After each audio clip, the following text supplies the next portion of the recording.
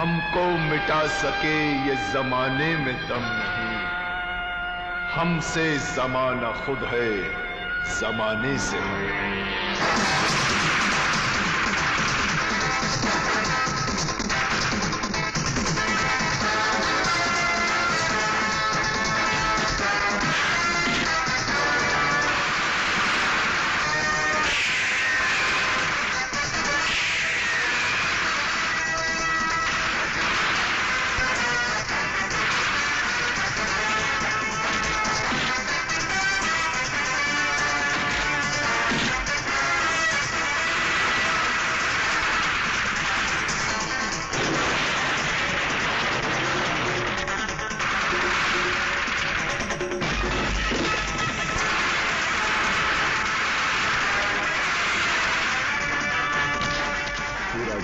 जात, धर्म और भाषा के नाम लड़ रहा है।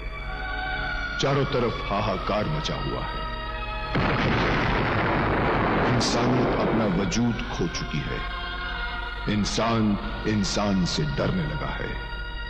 भय और मौत का साम्राज्य बढ़ता ही जा रहा है। लेकिन इन सब का कारण कौन है?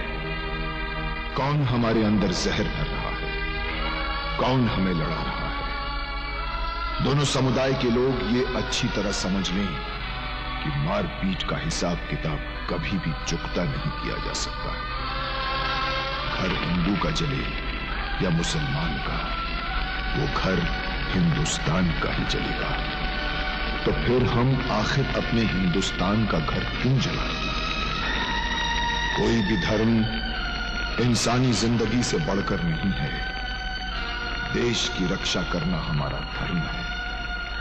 हमें देश को टूटने से बचाना है और सदा की तरह हम में से कुछ नायक इस ओर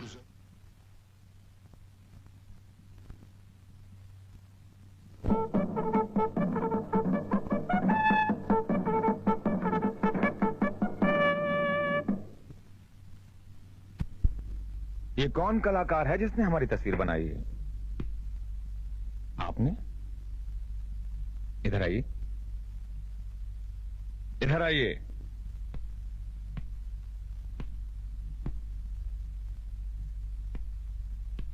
शाबाश, तुम्हारे हाथ में बहुत सफाई है। Keep it up. I am extremely sorry sir. No no, come on, sit down. Friends, ये कॉलेज जहां आप लोग किताबी तालीम हासिल करने के लिए आए हैं, दरअसल में ये जगह मंदिर, मस्जिद, गुरुद्वारे और चर्च से भी कहीं ज्यादा पवित्र जगह है। यहां सही माने में इंसानी जिंदगी की बुनियाद मजबूत होती है। ये वो पड़ाव है जहां से जिंदगी का कारवां सुनहरी मंजिल की तरफ बढ़ता है। और फिर आप लोग जिंदगी के जिस दौर से गुजर रहे हैं उसमें चुहलबाजी, शरारतें, हंसी मजाक तो है ही, लेकिन इस मजाक के साथ एक हकीकत भी है। और उस हकीकत को कभी नहीं भूलना चाहिए। वो हकीकत यह है कि आपके मां बाप ने अपने दिल में न जाने कितने सपने संजोकर आपको यहां भेजा है। उनकी उम्मीदों, उनके पैसे से कहीं ज्यादा आप लोगों का अपना सुनहरा समय है। ये अगर यूं ही गुजर गया तो आज न सही मगर आने वाले कल में आपको जरूर पछताना पड़ेगा। हमारा देश दुनिया के उन खुशकिस्मत देशों में से एक है जहां के लोगों में जोश है, हुनर है, काबिलियत है। मगर इस देश को बनाए रखने में आप लोगों का बहुत बड़ा हाथ है। कल के सुनहरे भारत की पहचान आप हैं। जैसे स्वामी विवेकानंद ने सारी मानव जाति को नई चेतना के धरातल पर लाकर खड़ा कर दिया। कवि गुरु रविंद्रनाथ टैगोर ने अपने साहित्य से हमारे देश को नई पहचान दी। जगदीश चंद्र बसु ने पेड़ पौधों पर नई खोज की। एक मजदूर किसान का बेटा लाल बहादुर शास्त्री इस देश का प्रधानमंत्री बना। हो सकता है कल आप लोगों के बीच में से कोई ऐसा महान बने। सो माय डियर फ्रेंड्स, दिल लगाकर पढ़ो। जिंदगी में अगर सही हो तो कभी किसी से मत डरो, मगर कुछ ऐसा ना करो जिससे अपने आप को शर्मिंदगी महसूस हो, ताकि सारी दुनिया फख्र से कहे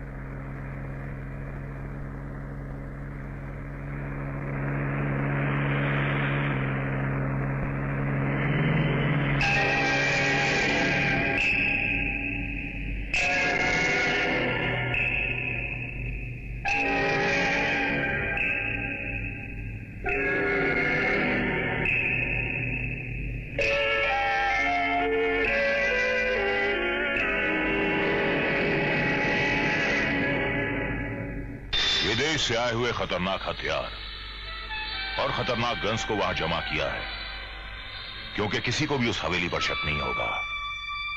यह सारा खतरनाक सामान वहां जमा किया गया है हिंदुस्तान की मौजूदा सरकार का तख्ता उलटने के लिए। समझ गया सर। इसलिए इसका इस्तेमाल हमें बहुत सोच समझ के करना होगा। इस देश को एक बार फिर से गुलाम बनाने के लिए सबसे पहले हमें इसकी करेंसी को तबाह करना होगा।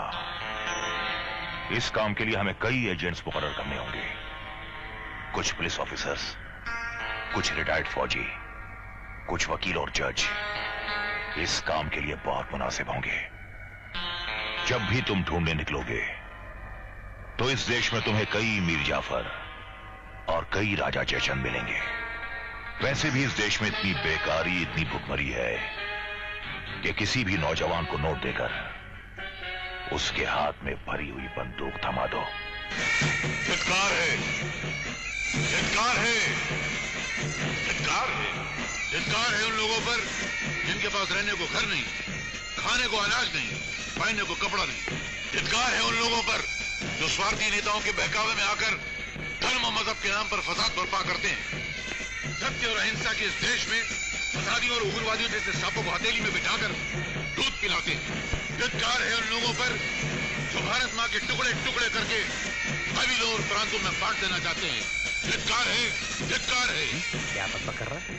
आज 15 अगस्त है, सारा देश शहीदों के मजारों पर दिए जला रहा है और तुम अंधे अकल के गधे और घोड़े बेचकर सो रहे हो।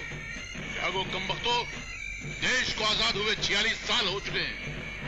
हम जा रहे हैं बाबूजी। वो तो मैं भी देख रहा हूँ, मगर किया क्या?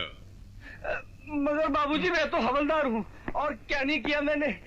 रिश्वत ली, शरीफों को डंडे मारे, गुंडों को सलाम किया और हफ्ता ले लेकर इतने पैसे इकट्ठे कर लिए कि आपके मरने के बाद आपकी चिता को चंदन की लकड़ी से आग लगा सकते और हर साल देसी घी के पकवान बनाकर आपका श्राद्ध कर सकते हैं। बेईमान कपूतो, कुत्ता अगर टांग उठाता है तो ऊंची जगह गीली करता है और तुम हाथ उठाते हो तो रिश्वत जैसी निजी चीज उठाते हो। तू है लानत है तुम पर। बावजूद देश की कहानी है, ये पुलिसिया है। मैं तो पेट्रोल पंप पे काम करता हूँ जी। मुझे पता है वहाँ पैसे की लालच में लोग किस तरह डीजल में घासलेट मिलाकर मैं अपना फर्ज निभाते हैं।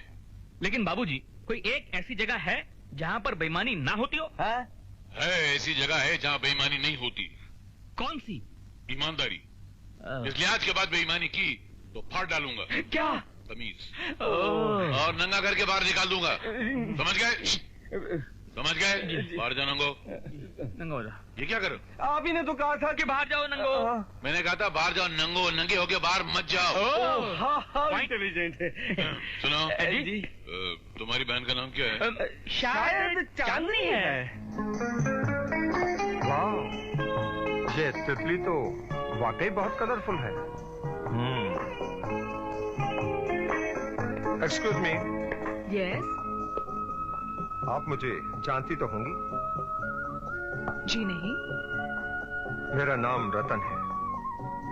कॉलेज की हर लड़की मेरे ही सपने देखती है। रियली? हो सकता है, लेकिन मुझे बेहुदे सपने देखने की आदत नहीं है। जिन्हें हमारे सपने बेहुदा नजर आते हैं, हम उनके साथ बहुत बेहूदगी से पेश आते हैं। फैसला तुम्हारे हाथों है। सोचने के लिए 24 घंटे का वक्त देता हूं। उम्मीद है काफी होगा। अरे रे, सुनिए तो, सिर्फ 2 सवालों के लिए ये 24 घंटे का सस्पेंस किस लिए? लगे हाथों जवाब भी लेते जाइए।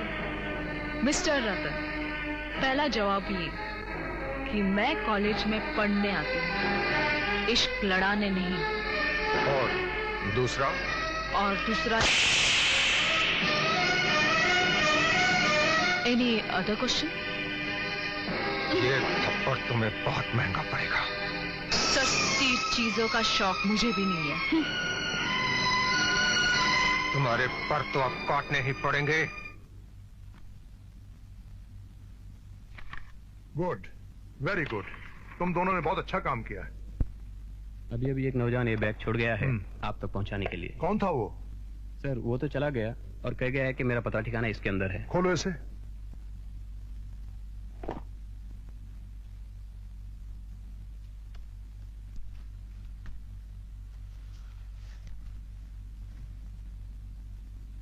ये बैग कसीनो अल्फा से लूटा हुआ माल है जो मैं सरकार की अमानत समझकर आप तक पहुंचा रहा हूं।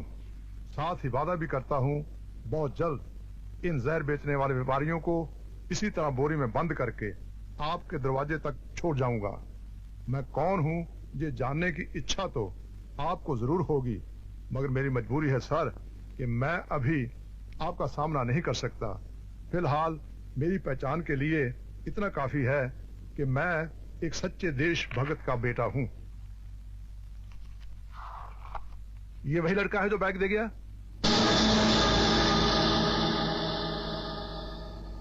यस सर, बिल्कुल यही था। ठीक है, तुम जा सकते हो। मेरी बात ध्यान से सुनो।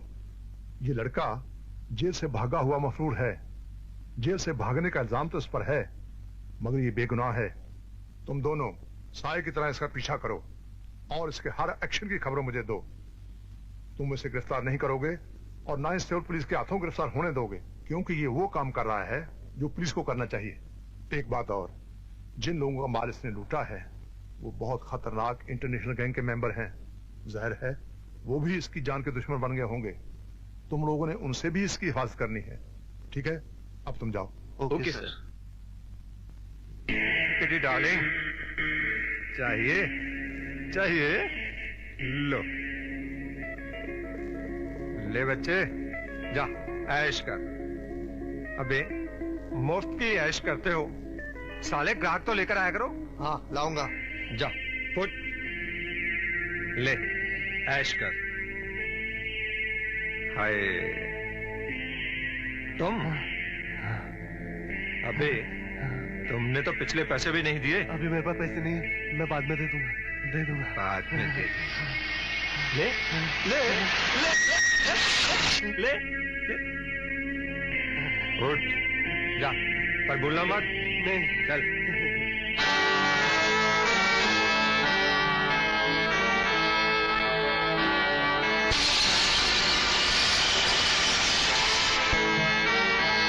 हाय। हेलो, सप्लाई का काम कैसा चल रहा है? शहर के कुछ कॉलेज के लड़के लड़कियों ने तो ड्रग्स लेनी शुरू कर दी है। ये कुछ से काम नहीं चलने वाला। मुझे इस शहर के तमाम लड़के लड़कियों को इस नशे का आदी बनाना है। सुनो, जब तक उन्हें इस नशे की आदत नहीं हो जाती तुम इस जहर को फ्री में बांटो। फ्री में? हाँ। इससे तो हमें बहुत नुकसान होगा बॉस। नुकसान के बाद ही हमेशा फायदा होता है रतन। एक बार उन्हें इस नशे की आदत हो गई, उसके बाद वो अपनी किताबें बेच कर भी इस नशे को खरीदे। समझे? There you got a point, boss. That's all right. Carry on. Okay.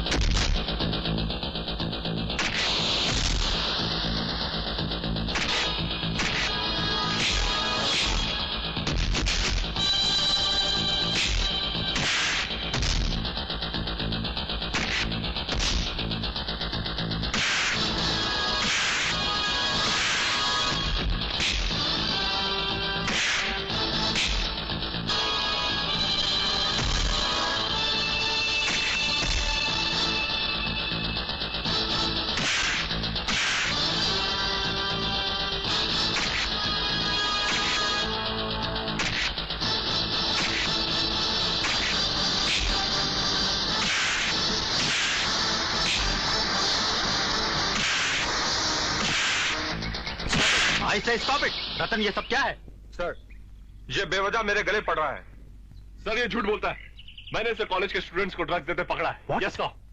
नहीं सर, ये झूठ है। अबे जावेद, झूठ है। मुझे पहले भी तुम्हारे खिलाफ शिकायत मिली। अगर ये सच है तो मैं तुम्हें पुलिस के हवाले कर दूंगा। Come to my office. जी।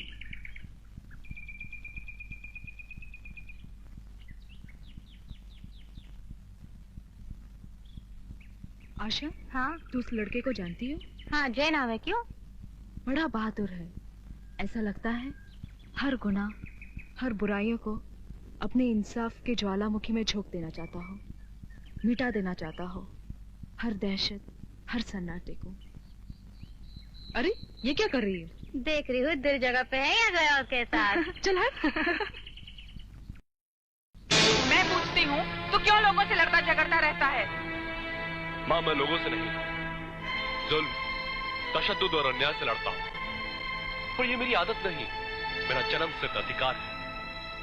जब तक इस धरती पे अन्याय होता रहेगा, तेरा दूध मेरे सर के जख्म से इसी तरह खून की शक्ल में बहता रहेगा। आखिर क्यों? तेरे बाप दादा ने भी तो सच की लड़ाई लड़ी थी। उन्होंने किसका खून बहाया था? वो एक अलग दौर था माँ।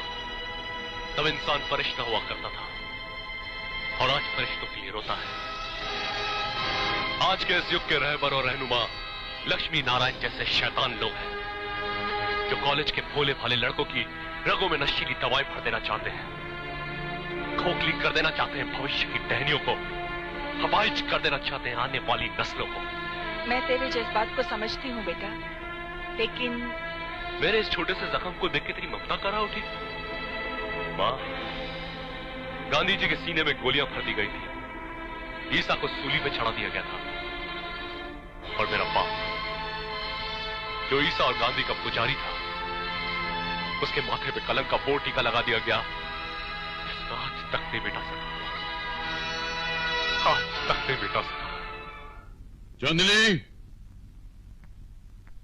क्या बात है डैडी? मैंने तुम्हें इसलिए बुलाया है कि तुम अब जवान हो चुकी हो, इसलिए तुम्हारी शादी। ओ डैडी, शादी शादी शादी, आखिर आप मेरे शादी के पीछे हाथ धोकर क्यों पड़े हैं? इसलिए कि हमारे बुजुर्गों का कहना है कि हर जवान लड़की की मंजिल उसकी शादी होती है, उसका अपना घर होता है। इसीलिए मैं तुम्हारी शादी के पीछे हाथ धो के पड़ा रहता हूँ, और जब तुम्हारी शादी हो जाएगी तो नहाने का प्रोग्राम बनाएंगे। लेकिन मैं अभी शादी करना नहीं चाहती। तो फिर हमारी मान मर्यादा का क्या होगा? मर्यादा वक्त के साथ खुद ब खुद टूट जाती है।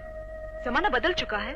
अब वो जमाना नहीं रहा जब लड़कियों को चूल्हा जलाने और बच्चा पैदा करने तक सीमित माना जाता था। मुझे शादी से इनकार नहीं, लेकिन हर चीज का एक वक्त होता है डैडी। बड़े बेवकूफ होते हैं वो माँ बाप जो बेटी के ढलकते पल्लू पे नजर नहीं डालते, उसकी शादी की परवाह नहीं करते। मगर मुझे परवाह है, इसीलिए मैंने तुम्हारी शादी का फैसला किया, और मैं तुम्हारी शादी का तंबू तनवा के रहूंगा। समझ गई? समझ गई। क्या समझी? यही कि इतने देर से पत्थर से सर टकरा टकरा कर मैं अपना बेवजह वक्त खराब कर रही हूँ। जीता आज तक कोई नहीं जीता।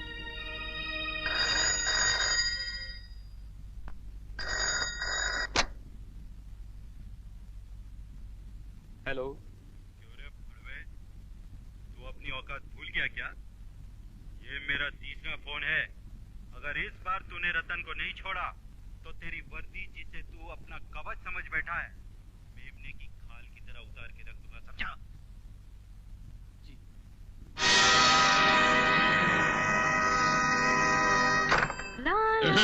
कहाँ जा रही हो? सहेली के घर। कहीं जाने की जरूरत नहीं है। मैंने आज तुम्हें देखने के लिए बहुत सारे लड़कों को यहीं बुलवाया है। लड़के? हाँ। मगर डैडी, मैं अपना पसंद का लड़का देख चुकी हूँ। देख चुकी हो? हाँ, आप देखेंगे तो आप भी खुश हो जाएंगे। अगर खुश नहीं हुआ तो उनकी खाल खिंचवा के उसमें भूसा भरवा के अपने ड्राइंग रूम में जानवरों की तरह टंगवा दूंगा। कब आ रहा है? कल। कितने बजे? हाँ? हम पूछते हैं कितने बजे? 5 बजे। सुनिए। जी? देखिए, मैं जानती हूँ आप मुझे नहीं जानती, लेकिन मैं आपको जानती हूँ। हाँ तो? कुछ नहीं, बस थोड़ी सी मदद चाहती हूँ। आप चाहें तो मेरी जिंदगी बर्बाद होने से बच सकती है। क्या मतलब? मेरे पिताजी मेरी शादी कराना चाहते हैं, लेकिन मैं अभी शादी करना नहीं चाहती। इसलिए मैंने जान छुड़ाने के लिए पिताजी से झूठ बोल दिया कि मैं कॉलेज के एक लड़के से प्यार करती हूँ। लेकिन हकीकत यह है कि मैं किसी से प्यार करती ही नहीं। तो इसमें मैं क्या कर सकता हूँ? कुछ नहीं, बस मेरे प्रेमी होने का नाटक करना पड़ेगा। सॉरी। प्लीज इतना कठोर मत बनिए, मेरी जिंदगी बर्बाद हो जाएगी।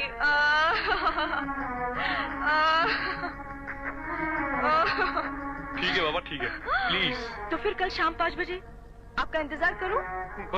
मेरा पता मालूम है? नहीं। मैं लाल साहब की बेटी हूँ। ठीक शाम 5 बजे। Okay, bye. बाय। अजीब बात है, कल 5 बजे।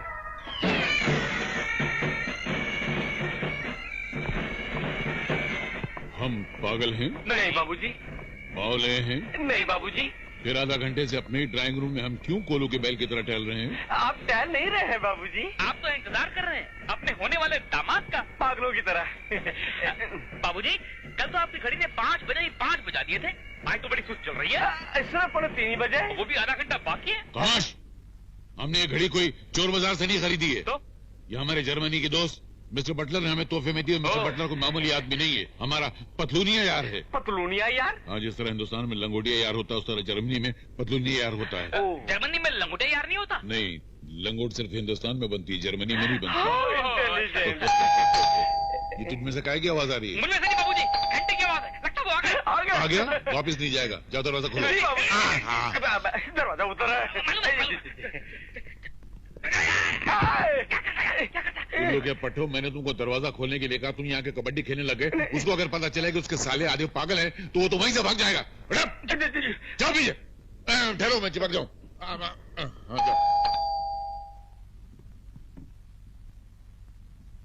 कब से बेल बजा रहा हूँ, सुनाई नहीं देता? आंखें क्या दिखा रहा है? जाके लाट साहब से कहो हम उनसे मिलने आए हैं। तुम्हारी आंखें खराब हैं, मैं ही लाट साहब हूँ। अरे मुझे माफ कर दीजिए लाट साहब, लाट साहब मुझे माफ बिल्कुल कर नहीं। दीजिए। जो इंसान वक्त की कदर नहीं करता, वो हमारी बेटी की कदर क्या खाक करेगा? सही कह रहे हैं आप सर, मैं कोर्ट मार्शल का हकदार हूँ। मगर मेरी लेट आने का कारण नहीं पूछेंगे आप? अवश्य पूछेंगे, क्यों लेट आए तुम? सर मैं किसी उचक्के लफंगे पाजी से मिलने तो नहीं आ रहा था। मैं तो आप जैसी महान हस्ती से मिलने आ रहा था। इसलिए 2 मिनट तो मुझे हिम्मत जुटाने में ही लग गए। सचमुच जैसा सुना था वैसा ही पाया, धन्य है। सुना था तो क्या बाहर भी हमारे चर्चे हो रहे हैं? चर्चे? अजी कहाँ मिलते हैं आप जैसे जियाला जिंदा दिल बहादुर। आपकी लाल बा कमाल पुरजमाल भाई की तत्व की ताब तो नवाब सिराजुद्दौला भी नहीं ला सकते। अरे आपको देखते ही नवाबी मसन छोड़ देते। हम बहुत खुश हुए। हाँ। ये नवाब सिराजुद्दौला थे कौन? पता नहीं, इतिहास देखना पड़ेगा।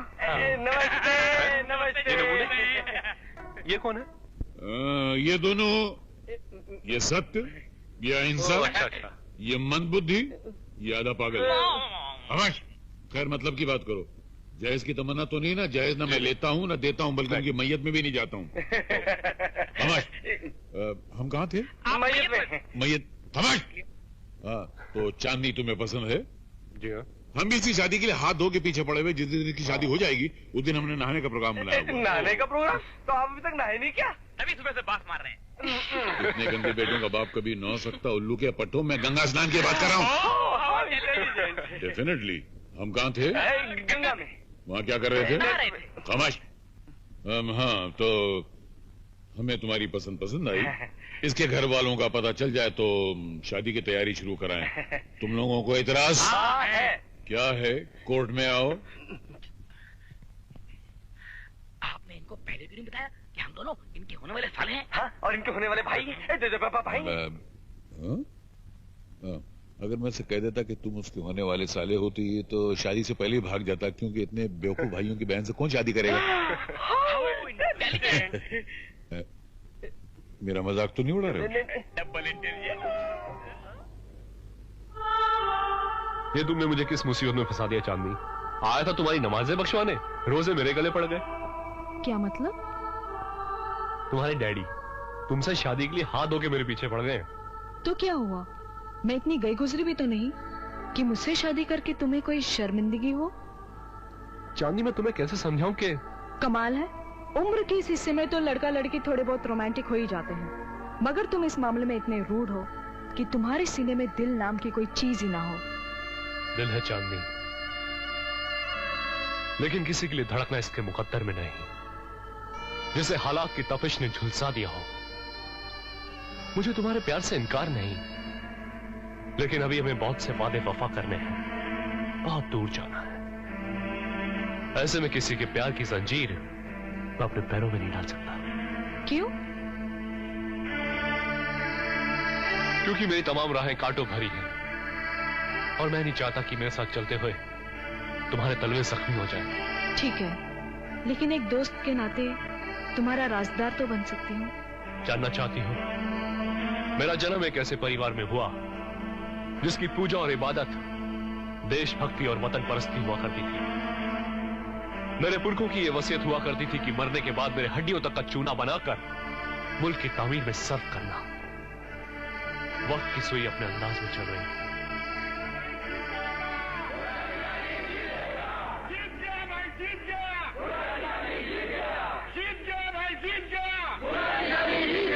सत्यनारायण शर्मा, सत्यनारायण शर्मा, सत्यनारायण शर्मा, सत्यनारायण शर्मा, सत्यनारायण शर्मा, सत्यनारायण शर्मा, सत्यनारायण शर्मा।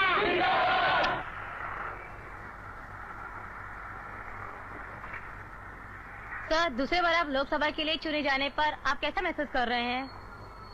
बिल्कुल वैसे जैसे फिरंगियों के चले जाने के बाद भारतवासियों ने महसूस किया था। सर, इस बार इलेक्शन आपने 3 लाख वोटों से जीतकर ओपोजिशन की जमानत जब्त करवा दी।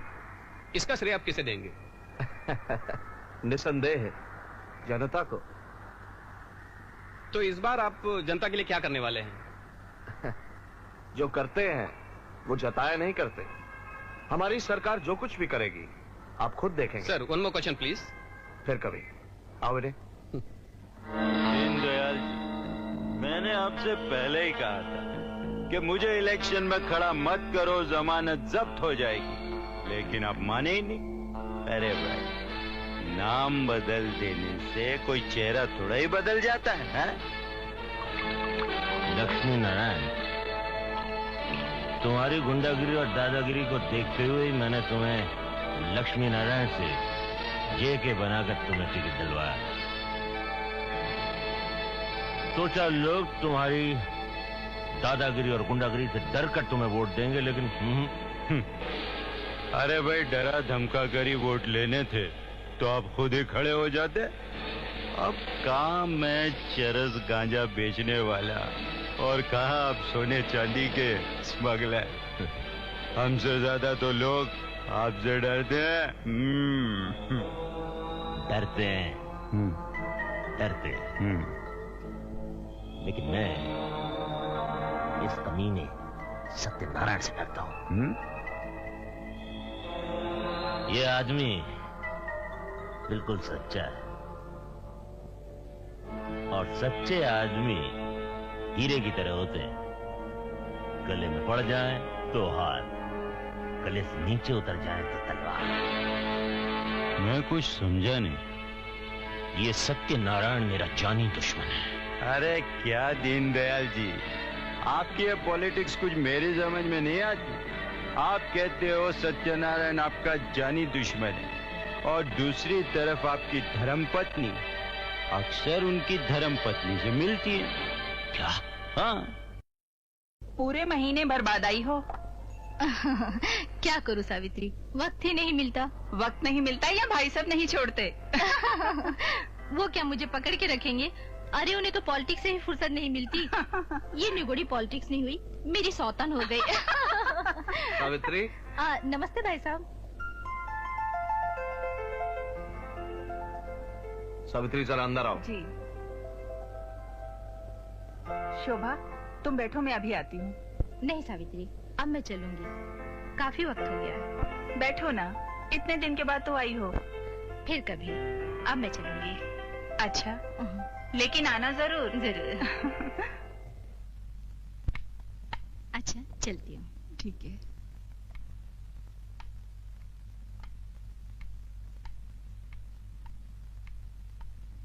क्या बात है, आज आप जल्दी आ गए? सावित्री, उसे किस लिए बुलवाया था? शोभा मेरे बचपन की सहेली है। सहेली? वो दीन दयाल जो हर वक्त मुझे डसने की फिराक में लगा रहता है, उस जहरीले नाग की नागिन तुम्हारी सहेली कब से हो गई? कैसी बातें कर रहे हैं आप? शोभा को तो मैं अच्छी तरह जानती हूँ। कुछ नहीं जानते हो तुम। तुम्हारी सहेली का पति, जिसका नाम दीन दयाल है, यूं तो वो अपने आप को बहुत बड़ा लीडर समझता है, लेकिन उसके जैसा जलील और कमीना आदमी हिंदुस्तान में नहीं मिलेगा। इस शहर में ऐसा कोई भी काला धंधा नहीं है जिसमें वो बराबर का हिस्सेदार नहीं। तुम क्या समझती हो? उसकी बीवी यहां तुम्हारी मोहब्बत में आती है? नहीं, वो अपने पति के लिए जासूसी करने आती है। ये क्या हो गया आपको? सावित्री, तुम मेरी पत्नी हो और मेरी तरह आजाद रहने का तुम्हें भी पूरा हक है, लेकिन ऐसा कभी ना होने पाए जिससे मेरी मान, मर्यादा या चरित्र पर समाना उंगली उठाए। मैं सब कुछ बर्दाश्त कर सकता हूं, लेकिन बदनामी नहीं।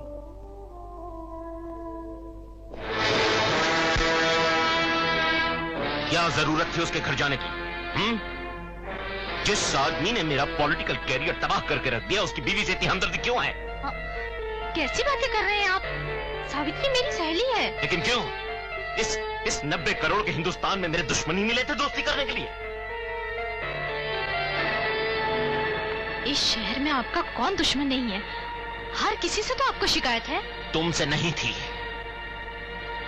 लेकिन अब लगता है कि तुम्हारा भी ख्याल रखना पड़ेगा मुझे। कोई जरूरत नहीं, मैं खुद ही उससे मिलना बंद कर दूंगी। बंद कर दो। मुझे आपकी बस्ती में तेल का व्यापार करना अच्छा लगता है, पानी का नहीं। अगर सत्यनारायण से मेरी सुलह हो गई तो ये मेरी जीत नहीं, सबसे बड़ी हार होगी, समझी?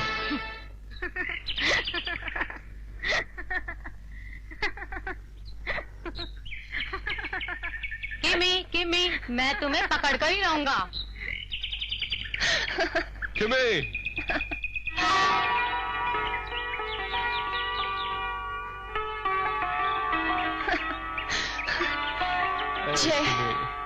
लो, आखिर पकड़ ही लिया तुम्हें अपनी बाहों में। कब तक पकड़े रहोगे? जिंदगी भर। जय, ऐसे लगता है जैसे हमने पल भर में ही बचपन से जवानी में कदम रख दिया हो। नहीं, मुझे तो बरसों का फासला नजर आता है। वो कैसे? बचपन में हम मिलते थे, क्यों मिलते थे मालूम नहीं, तब भी हम एक दूसरे को पसंद करते थे, क्यों करते थे मालूम नहीं। बचपन से जवानी तक आते आते हमारी मासूम भाषा को एक शब्द मिल गया। एक शब्द? कौन सा शब्द? उसे प्रेम कहते हैं। तुमने तो मेरे होठों की बात छीन ली। अब होठों से बात करें। हमारे होठों के बीच एक दीवार है। सदियों से प्यार करने वाले दो तीनों ने न दुनिया की परवाह की है न करेंगे।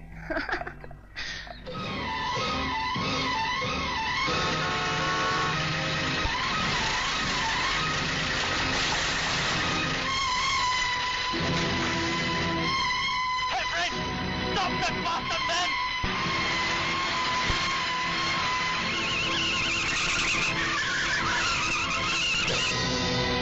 तो अबे बाहर निकल साले। अबे ओ हीरो, हटा जा अपनी साबुनदानी। बॉस्टर्ड, नहीं तो साबुन समेत कुचल डालूंगा। बच्चा मर जाता तो? उसकी जान की कीमत चुका दी जाती है और क्या? जान की कीमत? हाँ, गरीबों को औलाद से ज्यादा पैसा अजीज होता है, और मैंने ऐसे सौदे बहुत किए हैं। इस सौदे की माँ की आंख। ए सुन, ये सड़क है, कोई स्टूडियो नहीं, यहाँ तेरी हीरो की नहीं चलेगी। जा जा अपना काम कर। मैं भी कोई महलों से निकल के हीरो नहीं बना, पहले सड़क छापी था। बिलाल गांव का नाम सुना है?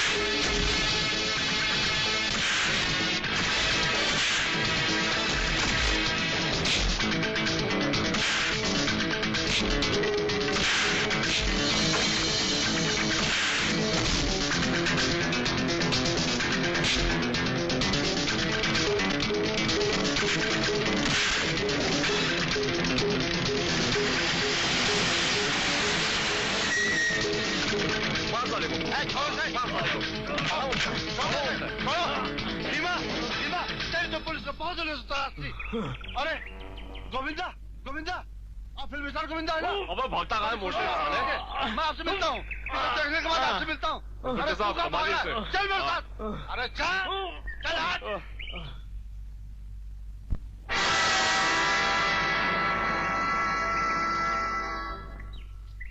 क्या मुसीबत थी यार? खत्म हो गया दीनदयाल जी। हमारा सोने से लदा हुआ ट्रक पुलिस ने चेक नाके से पहले ही पकड़ लिया। इस इंस्पेक्टर की हिम्मत कैसे हुई मेरे सामान पर हाथ डालने की? हैं? अरे इसे अपनी वर्दी प्यारी है कि नहीं? ये काम किसी पुलिस वाले का नहीं, ये काम एमएलए के बेटे जय और आपकी बेटी किमी का है। इस किमी की बच्ची को तो मैं बाद में बात करता हूं। किमी, क्या बात है डैडी? मैं पूछता हूं कि चाहती क्या है? चाहती क्या है तू? मैं भीख मांगू? फुटपाथ पर आ जाऊं, खुदकुशी कर लूं? मैं क्या क्या करूं मैं? क्या हुआ आपको? क्यों नाराज हो रहे हो? 25 साल हो गए हैं शादी को। न तुमने कभी बीवी की तरह साथ दिया और न इसने कभी बेटी की तरह सम्मान। तुम दोनों हमेशा अपने मन की करती आई। लेकिन हुआ क्या? इससे पूछो, पूछो इससे कहाँ थी और किसके साथ? मैं समझ गई। आपको मुझ पर गुस्सा इसलिए आ रहा है कि मैं जय के साथ थी। मगर डैडी, मैं जैसे प्यार करती हूँ। क्या करें आप? शर्म नहीं आती आपको जवान बेटी पर हाथ उठाते हुए? अरे शर्म तो तुम्हें आनी चाहिए। ये संस्कार इसे तुम्हारी गोद से मिले, ये तालीम तुम्हारी दी हुई है, जिसकी वजह से आज इसके जवाब मेरे मुंह पे तमाचे की तरह पड़ रहे हैं। आप ऐसा सवाल करते ही क्यों हैं, जिसके जवाब सर उठाकर दिए ही ना जा सके? आपको जो बात पसंद नहीं उसे समझा भी तो सकते हैं। अरे क्या समझाऊं, क्या समझाऊं? इसकी वजह से आज मेरा लाखों का नुकसान हो गया। कैसा नुकसान? कुछ नहीं, तुम ले जाओ इसे ले जाओ यहां से।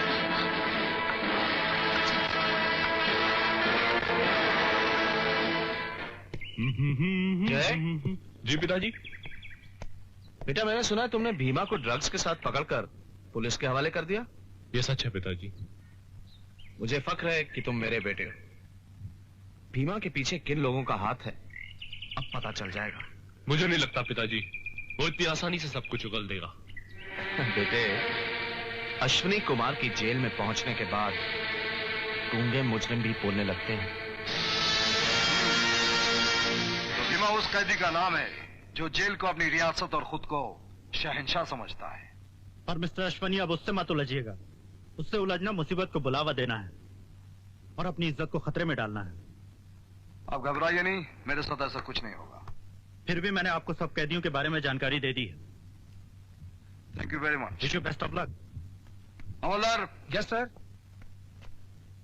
सारे कैदियों से कह दो कि खाना खाने के बाद मुझे आकर मिले। जी।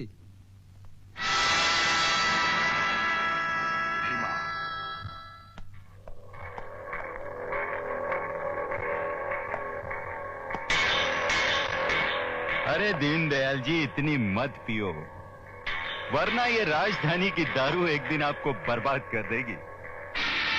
देखे मैं बहुत परेशान। तुम जानते हो तुम्हारे अलावा मैं किसी से अपनी परेशानी कह नहीं सकता। क्या बात है? मेरी एक फाइल सत्यनारायण के हाथ लग गई है। तुम जानते हो उससे मेरी जाति दुश्मनी है। अगर कहीं उसने ये फाइल पुलिस को सौंप दी तो मैं बर्बाद हो जाऊंगा। फांसी लग सकती है मुझे, फांसी। इतनी सी बात है? तुमने तो कह दिया, बस इतनी सी बात। तुम नहीं जानते, सांप के मुंह से मेढकी निकालना आसान है, लेकिन सत्यनारायण के कब्जे से फाइल निकालना बहुत मुश्किल है। जेके के लिए कुछ भी मुश्किल नहीं है, तुम्हें फाइल मिल जाएगी। जेके, अगर तुम मेरा ये काम कर दो तो जो मांगोगे वो दूंगा। ठीक है, तो तुम्हारा काम हो गया समझ लो, लेकिन बदले में तुम्हें अपनी बेटी किमी का हाथ मेरे हाथ में देना होगा।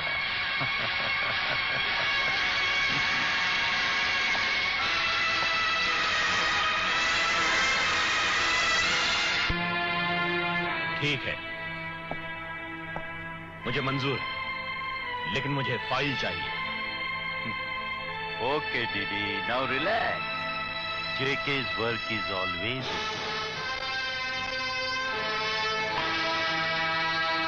good night.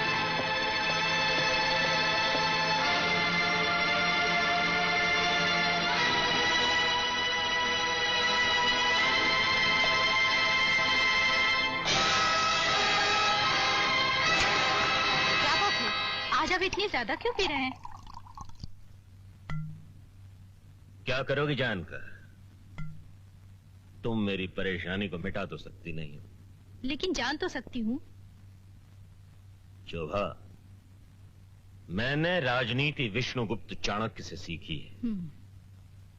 उनका कहना है कि जिस राज के खुल जाने से आदमी मुश्किल में पड़ जाए, वो कभी औरत को नहीं बताना चाहिए। जैसे बिल्ली के पेट में दूध नहीं पचता, औरत के पेट में बात नहीं पचती।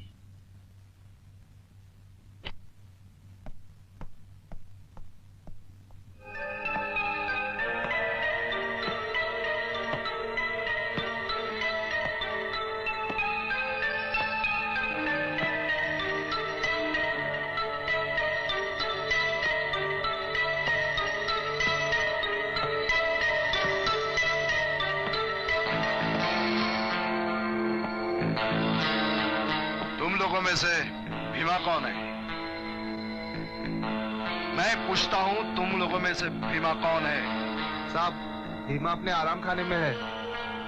तो चूहा अभी तक बिल से बाहर नहीं आया।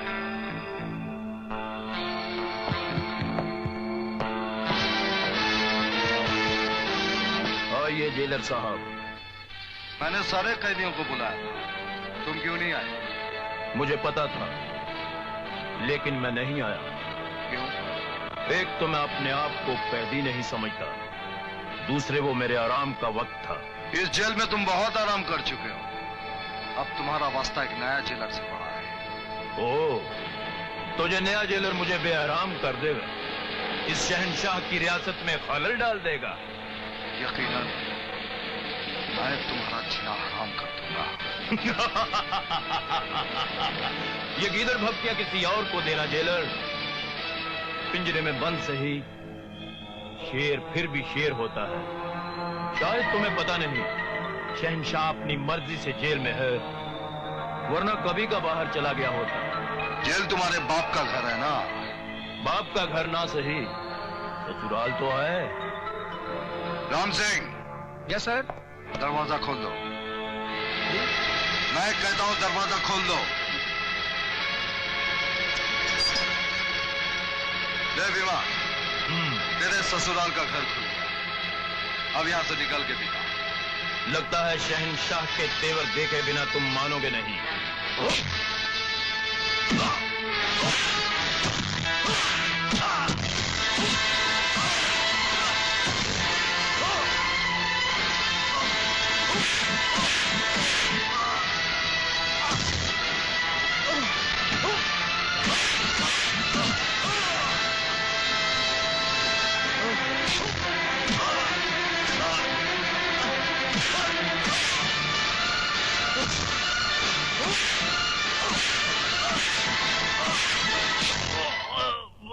बस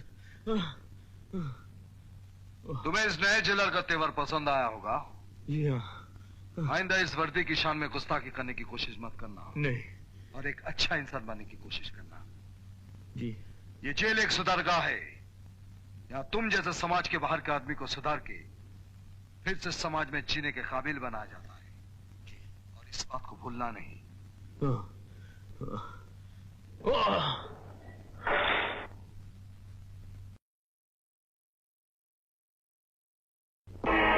जेके साहब।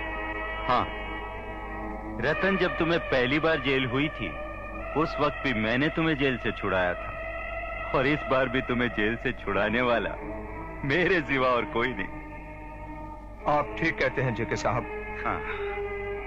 मेरे पिताजी को पता है कि मैं जेल में सड़ रहा हूं, पर वो नहीं आए और आएंगे भी नहीं। जानते हो किस लिए? सत्यनारायण की वजह से। सत्यनारायण जो आज के इस कलयुग में भी सत्यवादी राजा हरिश्चंद्र बना हुआ है, और तुम्हारा बाप जो उसका पीए है, उसी के साथ रह रह के उसने भी देशभक्ति का स्वांग रचा हुआ है। अब तुम्हें जेल हो या फांसी, वो अपनी सत्यवादिता और देशभक्ति पर आंच नहीं आने देंगे। पर मैं इन सलाखों के पीछे और नहीं रहना चाहता। क्या करूं अब? मैं तुम्हें जेल से छुड़ाऊंगा, लेकिन उसके बदले में तुम्हें मेरा एक काम करना होगा। आप हुक्म कीजिए जेके साहब, आप हुक्म कीजिए। तुम्हें सत्यनारायण की तिजोरी से एक लाल रंग की फाइल चुराकर मुझे देनी होगी। सत्यनारायण के घर से फाइल चुराकर? पर कैसे? सिंपल। तुम्हारा बाप सत्यनारायण का पर्सनल असिस्टेंट है और सत्यनारायण को अपने ईमान से भी ज्यादा तुम्हारे बाप पर यकीन है। सत्यनारायण की तिजोरी की चाबियां तुम्हारे बाप के पास होती हैं। तुम्हें वो चाबी चुराकर सत्यनारायण की तिजोरी से वो फाइल चुरानी होगी और उसकी जगह एक ऐसी चीज रखनी होगी जिसकी वजह से सत्यनारायण को तुम्हारी तरह जेल हो जाए। ठीक है, आपका काम हो जाए।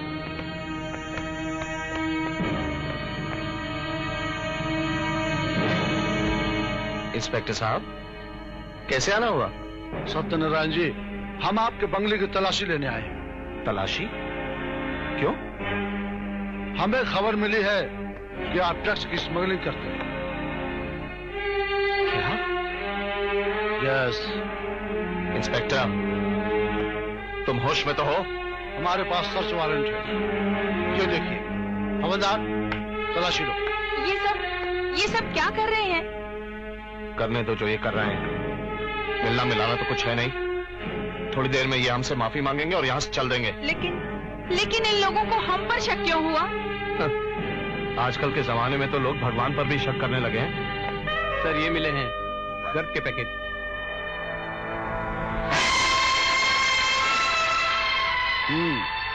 तो मेरा शक सही निकला। ऐसा नहीं हो सकता, ये जरूर किसी की मेरे खिलाफ साजिश है।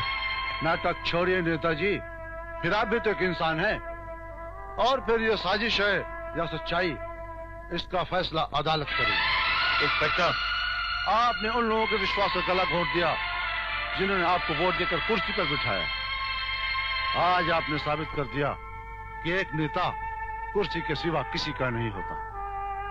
चलिए मेरे साथ।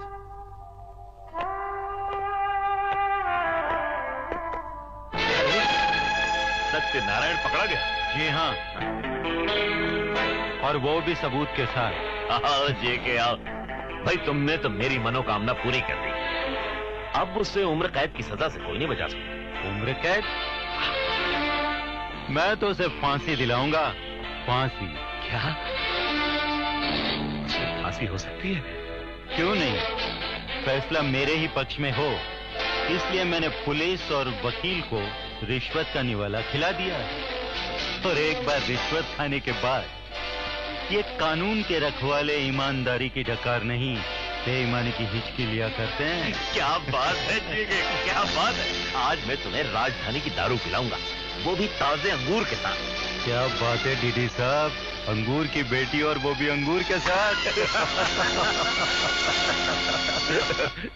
योर ऑनर, ये इंसान की शक्ल में शैतान और भेड़ की खाल में वो भेड़िए हैं जो इंसानियत के सुनहरे वक्त को दीमक की तरह चाट जाना चाहते हैं।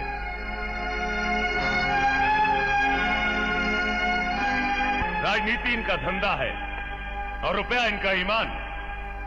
कहने को तो ये समाज सेवक हैं, देश के महान नेता हैं।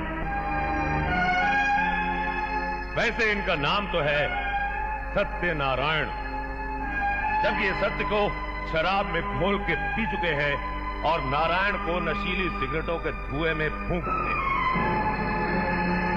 योर ऑनर, इनका जुर्म साबित हो चुका है, इसलिए मेरी अदालत से दरख्वास्त है कि इन्हें सख्त से सख्त सजा दी जाए ताकि देखने और सुनने वालों को इबरत हासिल हो। योर ऑनर, आज दुनिया के आधे से ज्यादा मुल्कों का कानून ऐसे मुजरिमों को सजाए मौत देता है। वो इसलिए कि कानून के पास इससे बड़ी कोई सजा है ही नहीं।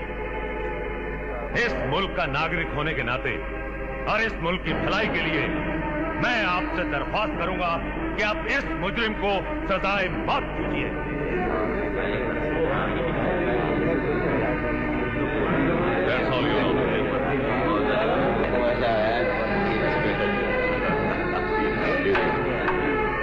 Order order. मिस्टर सत्यनारायण, आप अपनी सफाई में कुछ कहना चाहेंगे? जज साहब, ये तमाम इल्जाम जो कीचड़ की तरह मेरे बेदाग दामन पर उड़ेल दिए गए हैं, ये सब झूठ है, बेबुनियाद है। मिस्टर सत्यनारायण, क्या आप कोई गवाह या सबूत पेश कर सकते हैं? नहीं जज साहब, मेरे पास ना तो कोई ठोस सबूत है और ना ही कोई सच्चा गवाह, लेकिन मुझे फक्र है कि मेरी जिंदगी ने आज तक मुझे कोई ऐसा काम करने पर मजबूर नहीं किया जिससे मुझे शर्मिंदा होना पड़े। सजा आज मेरा मुकद्दर बन गई है जज साहब। जज साहब, मेरा भगवान जानता है कि मैं कभी अपने फर्ज को नहीं भूला, अपने ईमान से कभी नहीं डिगा, अपनी बदन परस्ती से कभी विमुख नहीं हुआ। मैं दोष कानून को भी नहीं दूंगा, क्योंकि कानून हमारे ही मुल्क का है। मैं दोष इंसाफ को भी नहीं दूंगा, क्योंकि इंसाफ हमारे मुल्क के ही कानून का है। लेकिन मैं अपने जुर्म का इकबाल भी नहीं करूंगा, क्योंकि मैंने जुर्म किया ही नहीं। और मैं आपकी सजा से भागूंगा भी नहीं, क्योंकि मैंने जुर्म किया तो नहीं, लेकिन जुर्म मुझ पर साबित हो चुका है। सुनाइए जज साहब, अपना फैसला सुनाइए, उठाइए मीजान और तौलिए मेरे जुर्म को और अपने इंसाफ को। सुनाइए जज साहब।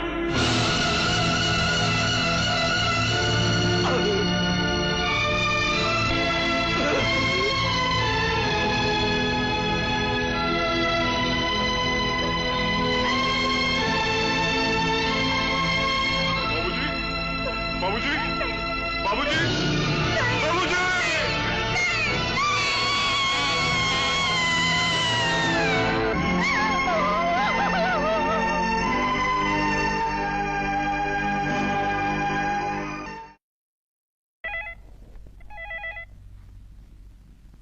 हेलो हेलो, मुबारक हो दीनदयाल जी, आपका काम हो गया।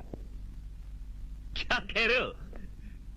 क्या सत्यनारायण को सचमुच सजा हो गई? सजा नहीं, महासजा।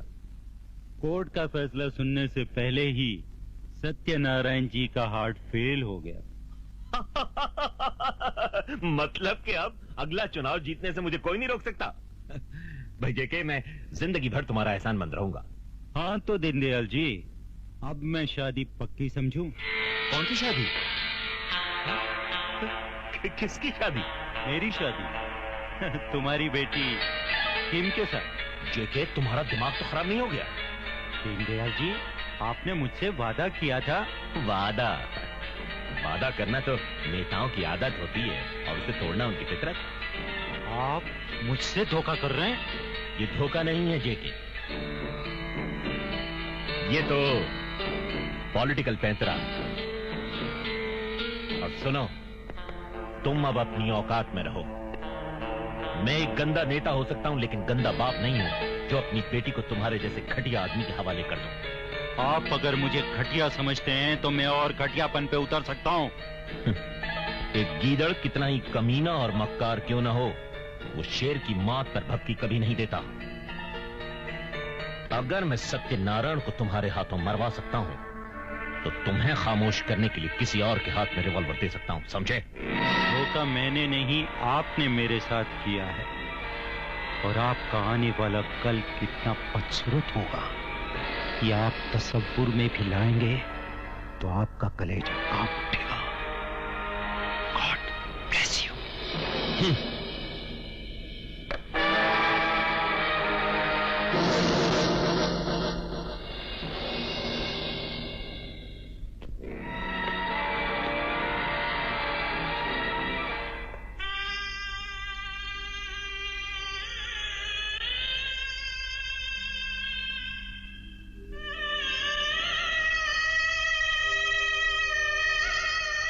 माँ, मुझे लगता है जिसने पिताजी की अलमारी से फाइल चुराई होगी उसी ने उसमें स्नैक्स रखे होंगे।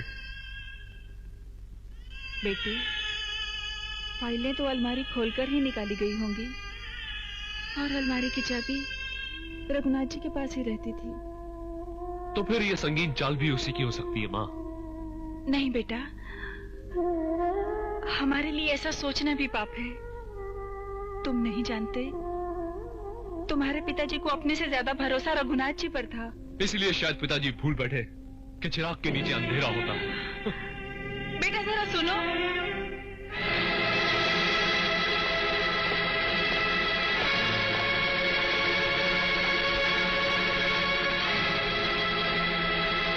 तुम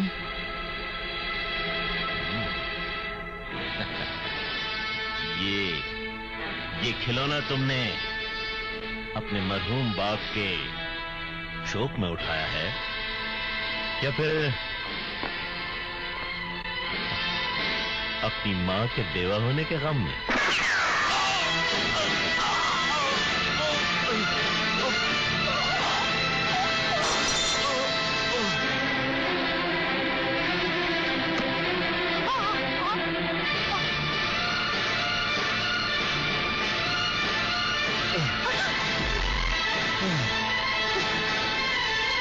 गिर जाओगे जय, मैं सोच भी नहीं सकती थी। जय?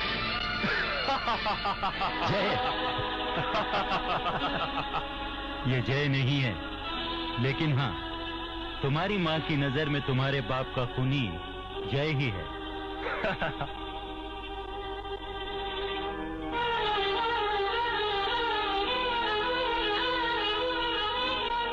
भगवान के लिए छोड़ दो मुझे, जाने दो।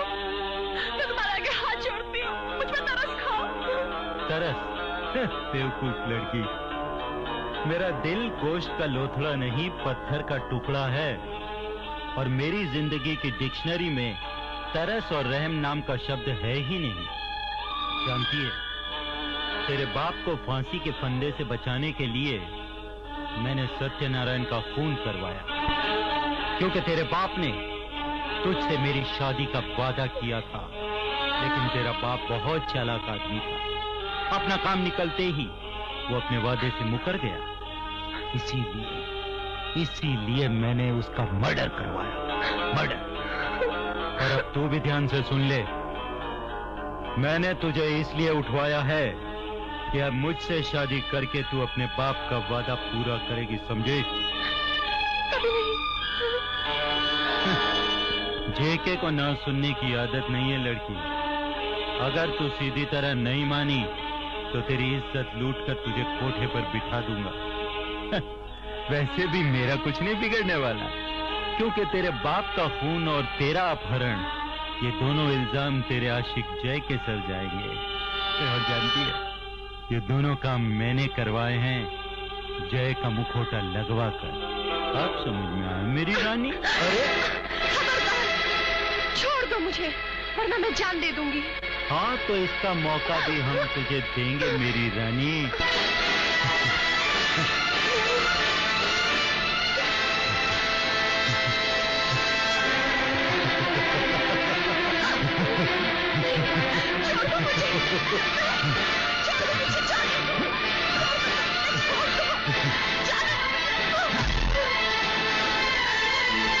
मैं कहती हूँ आगे मत आना, आगे मत आना, वरना मैं अपने आप को चाकू मार लूंगी, मैं अपनी जान दे दूंगी। मैं कहती हूँ रुक जाओ, रुक जाओ प्लीज।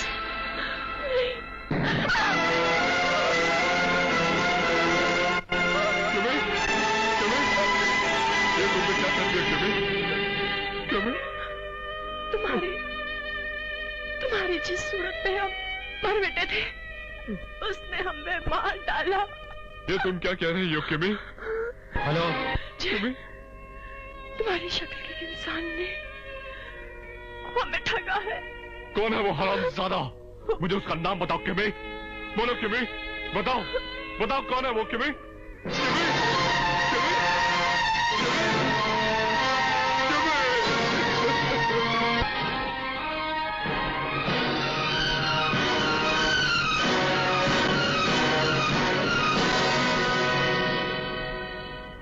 तमाम हालात और गवाहों के बयानात को मद्देनजर रखते हुए अदालत इस नतीजे पर पहुंची है कि मुल्जिम अजय वल्द सत्यनारायण ने ही दीन दयाल और उसकी बेटी का कत्ल किया है। लिहाजा ये अदालत उसे मुजरिम करार देती है, लेकिन इसके साथ ही उसकी जवानी पर रहम खाते हुए इंडियन पैनल शुदा कोर्ट की दफा 302 के तहत उसे फांसी की सजा न देकर उम्र कैद की सजा का हुक्म देती है।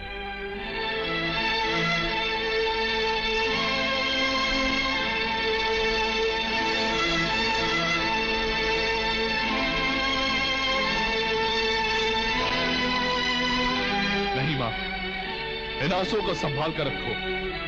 ये मोती इसका लुटाने के लिए नहीं है। अगर सच्चाई का वजूद इस दुनिया में है तो मैं अपने पिता की मौत का बदला जरूर लूंगा।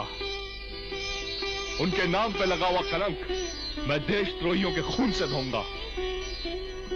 अपने खून पे विश्वास रख मां, मैं इससे पहले मरूंगा नहीं।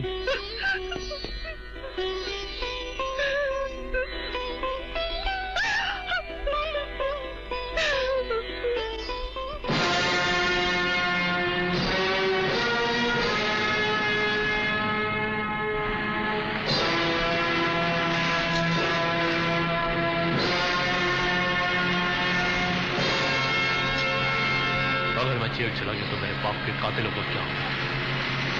अगर मैं जेल चला गया तो मेरे बाप के कातिलों को क्या होगा? क्या होगा? क्या होगा? क्या होगा?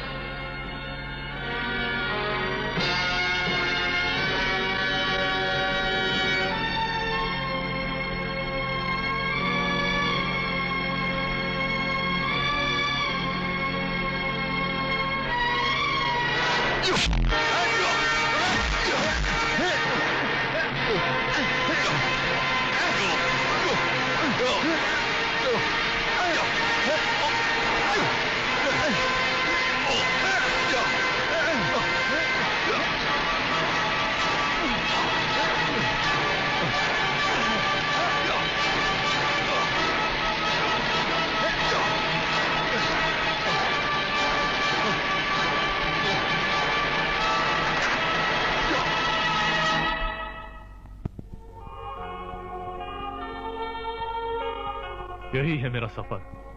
वक्त और हालात ने मुझे ऐसे चक्रव्यूह में फंसा दिया कि मुझे यह समझ नहीं आ रहा कि मैं झूठे खून के इल्जाम से भाग रहा हूं या अपने पिता के कातिलों को ढूंढ रहा हूं। तुम्हें दोनों ही मंजिलें हासिल होंगी जय। जीत सदा सच्चाई की होती है। काले बादल के छोटे छोटे टुकड़े सूरज के वजूद को मिटा नहीं सकते। आज से खुद को अकेला मत समझना चाहिए।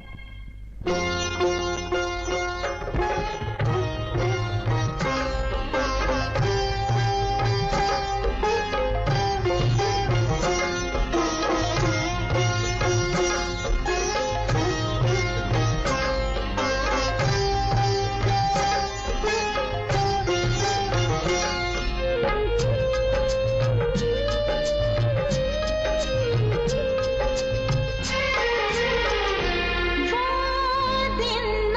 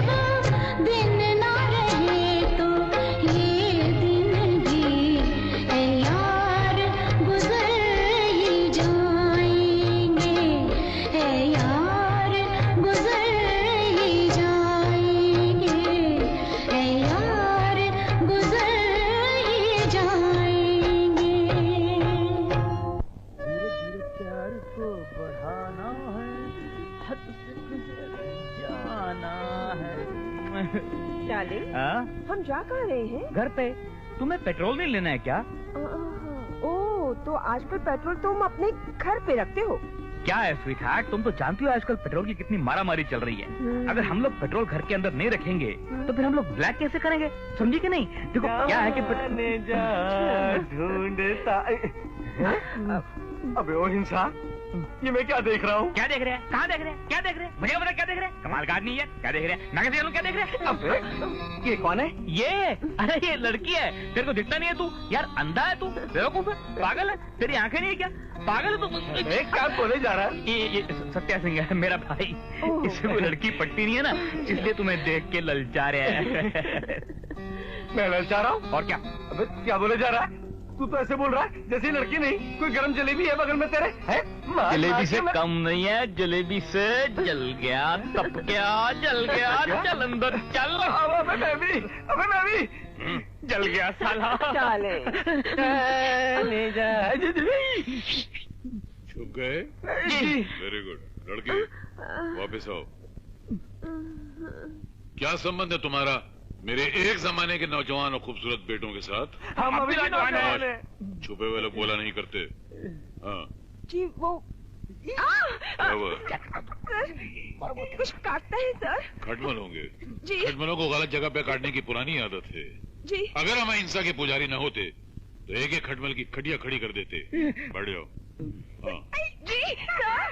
क्या है? सर बहुत काटते हैं सर। मुझे पता है, दोनों को काटने की आदत है। आगे बोलो।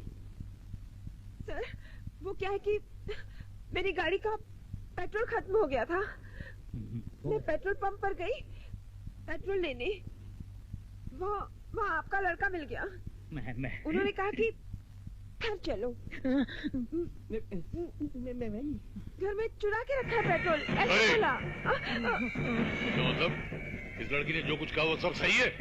नहीं बाबू, तुमने अखबारों और दीवारों पे लिखा हुआ, नेताओं के मुंह से निकलता हुआ ये सुना होगा कि पेट्रोल बचाओ, बिजली बचाओ, पानी बचाओ, और कभी ये सुना है कि देश बचाओ? नहीं बाबूजी।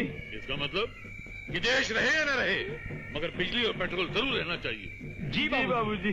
वो नेताओं ने हक होगा देश को बर्बाद करने का, अगर तुम जनता हो तो मैं पेट्रोल तक बर्बाद करने का कोई हक नहीं है। जी बाबूजी। अगर इसी खाली टांकी को भरते रहोगे तो तुम्हारे शरीर का क्या होगा? शरीर मतलब तुम्हारे शहर का, देश के शहर का क्या होगा? जी। ढोल पीट के ईमान बेचोगे तो बेईमान कहलाओगे। हाँ? बेईमानी करो मगर सुमड़ी से। सुमड़ी सुमड़ी सिगड़ी से। जाओ खेलो। नहीं मैं भी छोटा हूँ। खेलेंगे खेलेंगे।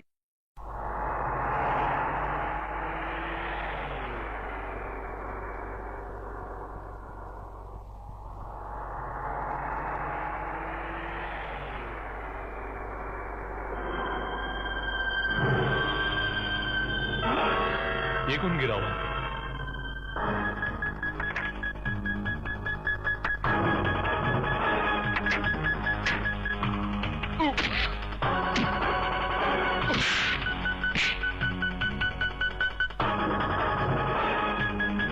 याद है कमीने, तेरी वजह से मैं 2 बार जेल गया और तेरी चमक चलो ने मेरे गाल पर थप्पड़ मारा था।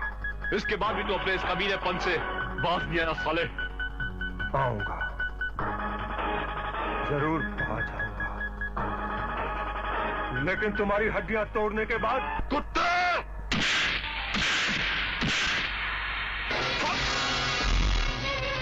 मारो हरामजादे को!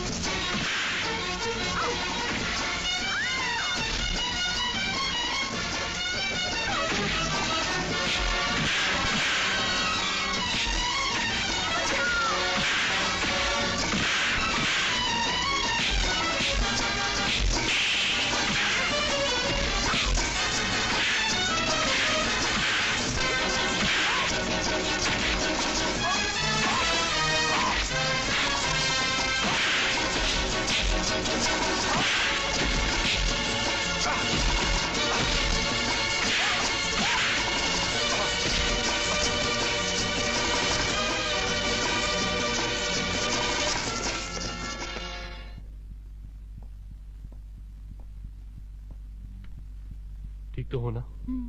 Take it easy, come on, बैठो। हमारे यहाँ मार खाकर आने वालों की इज्जत नहीं होती, मार कर आने वालों की इज्जत होती है। आपने मेरी पूरी बात तो सुनी नहीं जेके साहब। तुम्हारी ड्यूटी है कॉलेज के लड़के लड़कियों तक हमारा माल पहुंचाना, उनको नशे का आदी बनाना। और तुमने क्या किया? एक लड़की के चक्कर में हम सबका कबाड़ा कर दिया। और एक बात गौर से सुन लो, ये रुपये, ये गाड़ियां तुम्हें अय्याशी करने के लिए नहीं दिए जाते, काम करने के लिए दिए जाते हैं। काम। मेरा उस छोकरी के साथ कोई ताल्लुक नहीं, मैं तो उस लड़की के आशिक को अपने रास्ते से हटाना चाहता था। कौन है वो? वही है वो सर, जिसने उस दिन कॉलेज में हंगामा किया था।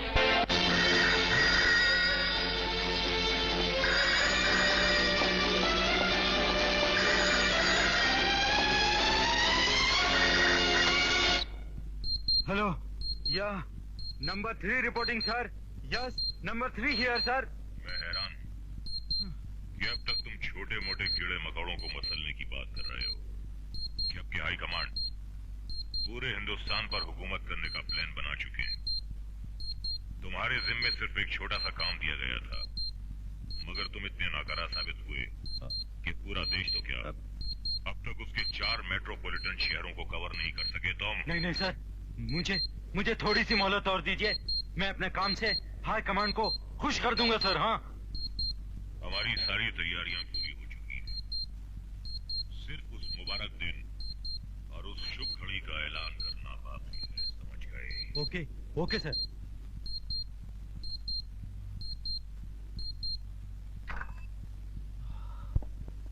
कीजिए के साथ मेरी कल ही बिग बॉस से बात हुई है, इसके बाद जो तुम्हें करना है वो तुम अच्छी तरह जानते हो। Yes boss. चलो चलो। रुक जाओ, मुझे तुम तीनों से सिर्फ एक ही सवाल पूछना है, मेरे आदमी कहां है? मैं जानता था कि तुम जवाब नहीं दोगे, ठीक है? इन तीनों का ट्रांसफर कर दो।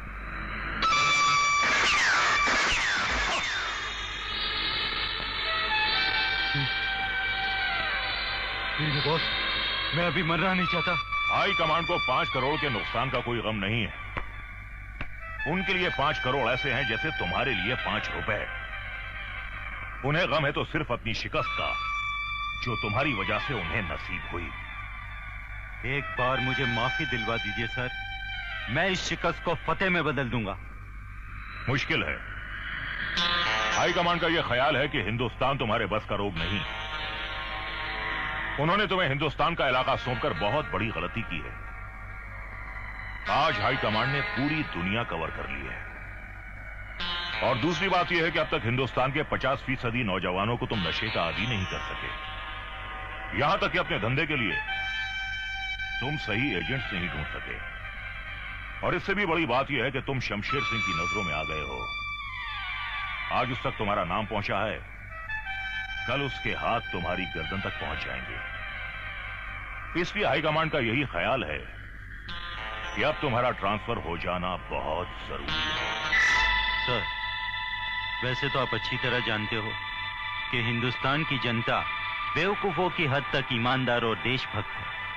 और ये बात तो हाईकमांड को भी माननी पड़ेगी कि सारी दुनिया को कवर करना आसान है, लेकिन हिंदुस्तान को गुलाम बनाना मुश्किल है। जिस देश की मिट्टी ने सुभाष चंद्र बोस, लाला लजपत राय, शिवाजी और चंद्रशेखर जैसे सपूतों को जन्म दिया, जिस देश ने महात्मा गांधी, पंडित जवाहरलाल नेहरू, जयप्रकाश और शास्त्री जैसे लीडर दिए, उन सब के किए कराए पर पानी फेरने में थोड़ा वक्त तो लगेगा ही। और सर, आप तो अच्छी तरह जानते हो कि मेरी कोशिशों में कोई कमी नहीं। हाँ, ये तो मैं मानता हूं कि तुम हाई कमांड के मिशन के साथ बहुत सिंसियर हो, लेकिन यह भी मानना पड़ेगा कि तुम्हारे आगे पीछे जितने भी तुम्हारे आदमी हैं, वो सब के सब नाकारा और निकम्मे हैं। और हाँ सर, मेरा एक खास आदमी भीमा जेल से छूट कर आने वाला है। उसके आते ही हम 1 और 1 11 हो जाएंगे। ठीक है, अपनी जमानत पर मैं तुम्हें एक मौका और देता हूं। हाई कमांड के मिशन को कामयाब बनाने के लिए तुम्हें अपना तरीका बदलना होगा। मैं कुछ समझा नहीं बॉस। ये हिंदुस्तान है, यहाँ की जाहिल जनता साधु संत फकीरों महात्माओं में विश्वास रखती है, देवी देवताओं की पूजा करती है और उनके पीछे ऐसे भागती है जैसे चुंबक के पीछे लोहा।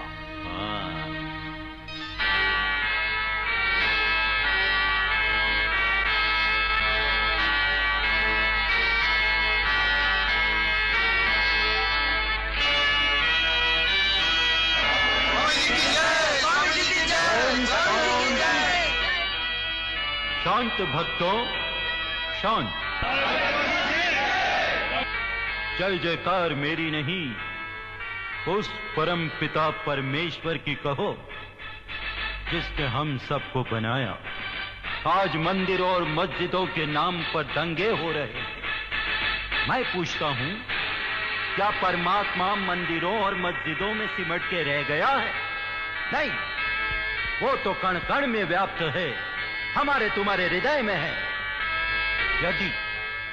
यदि आप परमात्मा से प्रेम करते हैं तो अपने बनाए मंदिरों और मस्जिदों के लिए उसके बनाए मनुष्यों का खून ना बहाएं। उस महान चित्रकार की तस्वीरों को इस तरह ना मिटाएं।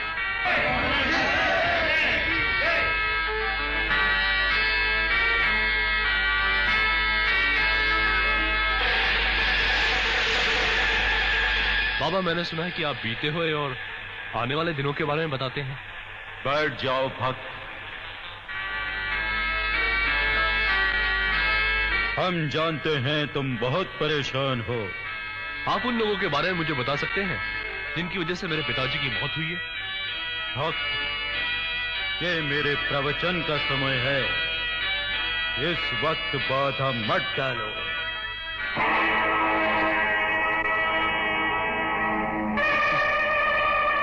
साफ कहिए ना बाबा, कि आपकी साधुता में बताने की ताकत नहीं।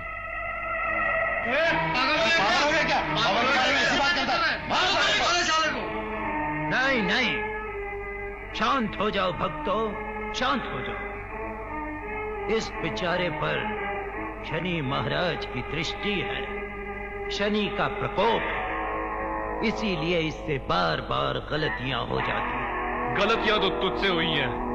झूठी साधुता की आड़ लेकर पाखंड की माला जपता है, लोगों की आंखों में धूल झोंकता है तू। साले मैं तुझे जिंदा नहीं छोड़ूंगा, जिंदा नहीं छोड़ूंगा।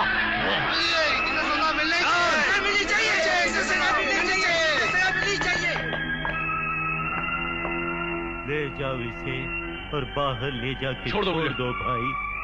शनि महाराज इस पर दया करे। ले जाओ।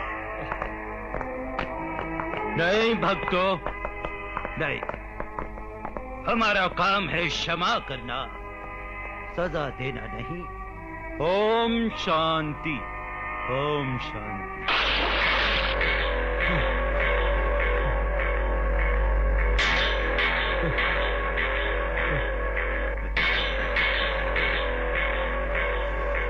बड़ा गर्म खून है तेरा, बहुत गुरूर है तुझे अपनी जवानी पर। अरे हाँ, क्या कहा था तूने मुझे? ढोंगी। हाँ, ढोंगी कहा था। फिर से मुझे ढोंगी बोल, फरेबी बोल, मक्कार बोल। अरे बोलना, बोलता क्यों नहीं? तू जानना चाहता है तेरे बाप का खूनी कौन है? क्यों? तेरी प्रेमिका का खून किसने किया? अगर तू जानना चाहता है तो सिर्फ मैं बता सकता हूं, लेकिन नहीं, बिना तेरे तलवे जख्मी किए हुए तुझे मंजिल का मजा यूं ही नहीं लेने दूंगा। मैं अपने खून से तुम्हारे पांव धोऊंगा। बस एक बार मेरे बाप के कातिल का नाम बता देना। तो ठीक है, इसके लिए तुझे जेके की गुलामी करनी होगी। जेके? जेके, जेके। अब तुम्हारे 3 आदमी शमशेर सिंह के चहीते बनकर शमशेर सिंह के घर जाएंगे। वो शमशेर सिंह जो इस युग का पुलिस डिपार्टमेंट का युधिष्ठिर बना हुआ है। मैं धर्मपुत्र युधिष्ठिर तो नहीं हूं, मगर अपने देश के लिए अपनी खाल के जूते भी बना सकता हूं और दुश्मनों की खाल उतार भी सकता हूं। तुम लोग यहां आने से पहले ये क्यों भूल गए कि शमशेर सिंह की तीसरी आंख भी है, जिसकी रोशनी में दोस्तों और दुश्मनों को अच्छी तरह पहचानता है। रामजादो, मेरी वर्दी पर लगे तगमों को देखो, जिन्हें हासिल करने के लिए मैंने अपने जिस्म पर हजारों जख्म खाए हैं, सैकड़ों खून के दरिया पार किए हैं, और तुम मुझे धोखा देने आए हो? शमशेर सिंह को धोखा? फौरन बता दो मेरे तीनों चीते कहां हैं? जल्दी बतलाओ, वरना तुम्हारी सांसों की नली बंद कर दूंगा।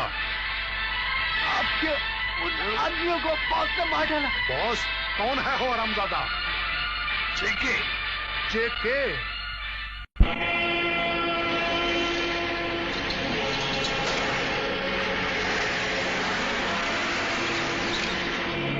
याद है उस दिन तुमने मुझे ट्रक में माल के साथ पकड़वा दिया था, और आज ये खुद काम कर रहे हो?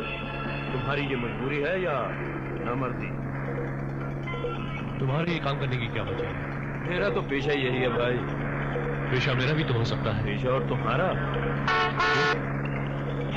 मैंने तो जेल में ये सुना था कि तुम एक बहुत बड़े देशभक्त के बेटे हो। हाँ कभी इस वक्त क्राइम की दुनिया ने मुझे गोद में रखा। क्यों? तुम्हारे देशभक्त बाप में तुझे पालने की ताकत नहीं थी, जो तुझे क्राइम के बादशाहों का तब तक पुत्र बना दिया? लगता है तुम सवाल जवाब के लिए नहीं, मेरा जख्म कुरेदने के लिए कर रहे हो। मैं ये सवाल तुम्हारे जख्म कुरेदने के लिए नहीं कर रहा हूं, बल्कि उन जख्मों पर मरहम लगाने के लिए कर रहा हूं जो तुमने मुझे जेल भिजवा कर दिए थे। इससे पहले कि हमें नए जख्म मिले, बेहतर होगा कि ये सवाल और जवाब हम यहीं खत्म कर दें।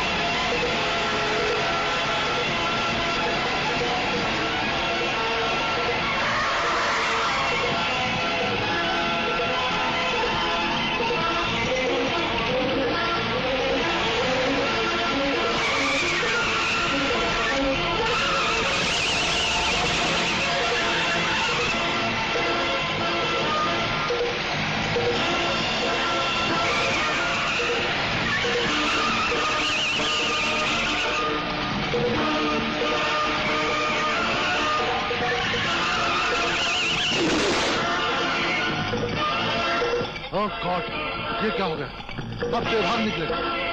गाड़ी स्टार्ट करो। बच गए साले।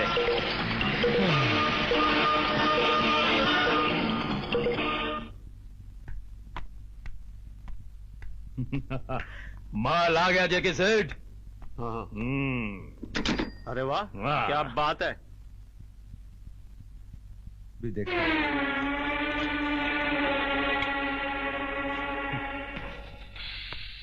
पुलिस की हिरासत से भागना, 2 कत्ल और स्मगलिंग, ये 3 इल्जाम तुम्हारे सर हैं, और सबूत हैं ये सिर्फ 2 तस्वीरें।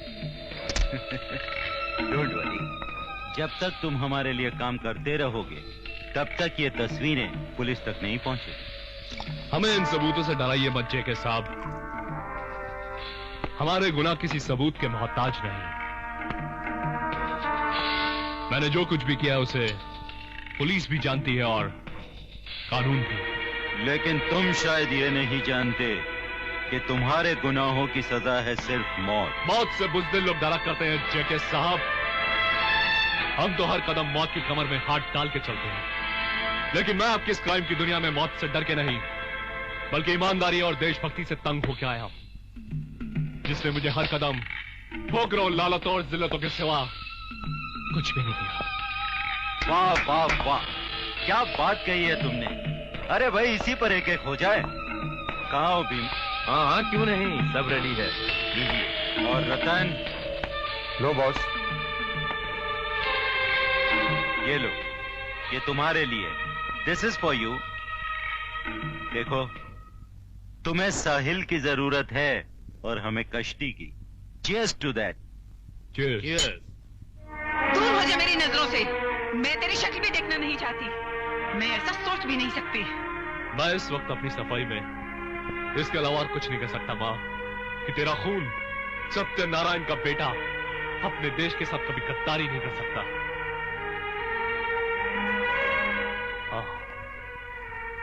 अपने बाप की चिता पे खाई हुई कसम कि अपने देश के दुश्मनों का सर्वनाश करके छोड़ूंगा, इस कसम को निभाने के लिए मैंने वक्तई तौर पर एक मुजरिम का चोला जरूर पहन लिया है। ये जो कुछ भी कह रहा है सच कह रहा है बहन जी। सर आप भाई सीबीआई ऑफिसर शमशेर सिंह जी हैं। नमस्ते। नमस्ते।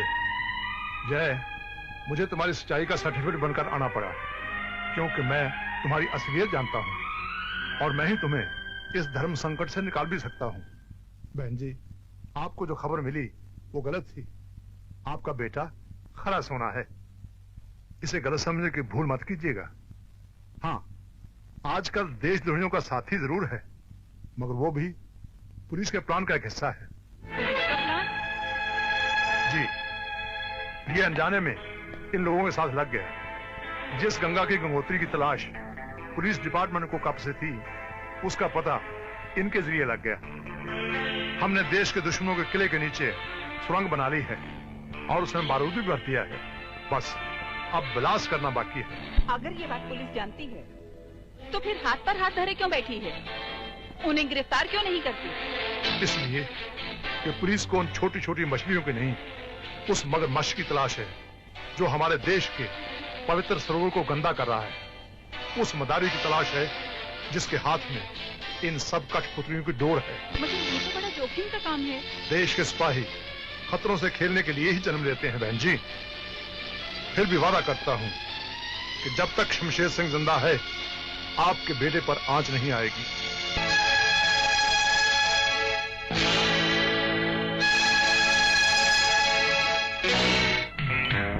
मान गए जेके साहब, आपके दिमाग की भी दाद देनी पड़ेगी।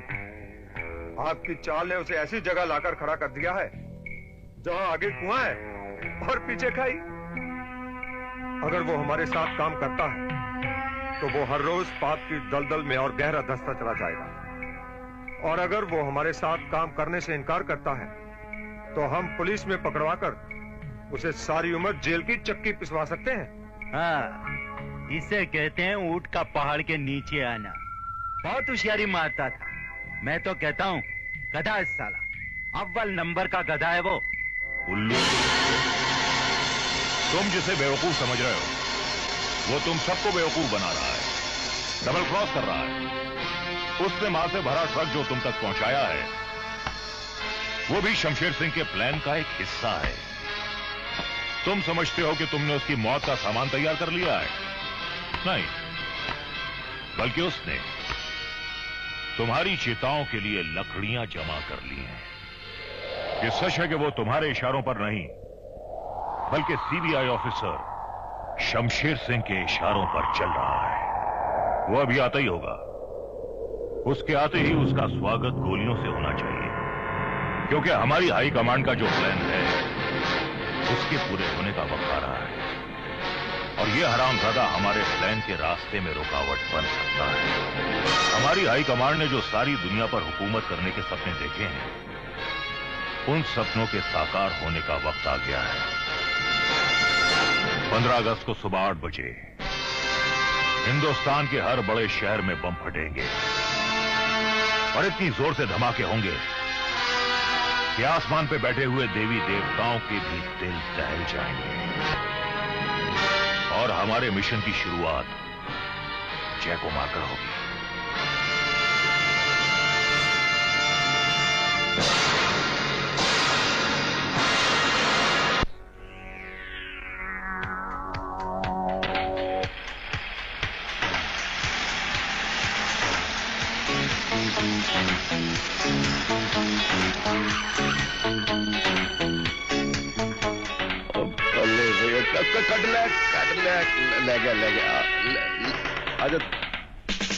ले जा शाबाश शाबाश शाबाश मार किक लोकेशन तो अभी आई नहीं साहब जी। असली लोकेशन देखने को तो आज मिली है। इन बच्चों को देखकर अपना बचपन याद आ गया। कभी मैं भी ऐसे खेला करता था। नकली जिंदगी जीते जीते असली जिंदगी का पता ही नहीं चला कब कैसे बीत गई। 24 घंटे शूटिंग शूटिंग शूटिंग। ओ साहब जी मदन मोले जी दा सैड बड़ा कीमती लगा है, उत्ते आपा जल्दी पहुंचना। ओए जा तू शॉट दे जाके। हाँ बड़े साहब बड़ी मुश्किल से तो साहब प्रोड्यूसर को डेट मिली है हीरोइन जी की। वो तो 4 घंटा काम करती है चली जाती है। आजकल एक्टर तो घंटों में हो गए हैं। ठीक है एक दिन और दे देंगे। आज हम जरा 1-2 किक्के मारेंगे।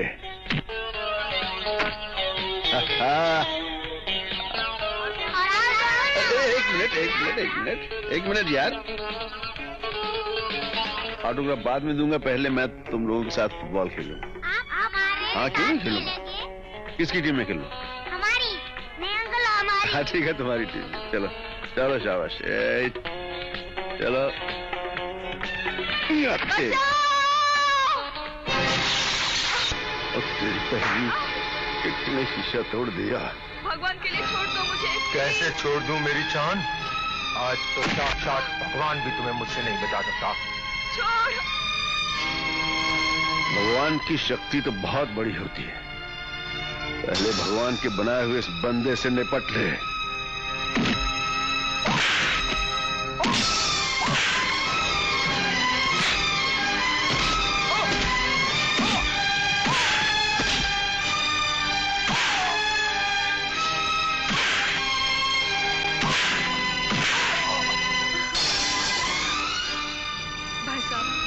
आपका ये एहसान मैं जिंदगी भर नहीं भूलूंगी। एहसान की क्या बात है नेहा? मैंने अपना फर्ज निभाया है। इन कुत्तों से बच के रहना चाहिए। आओ मैं तुम्हें घर छोड़ देता हूं।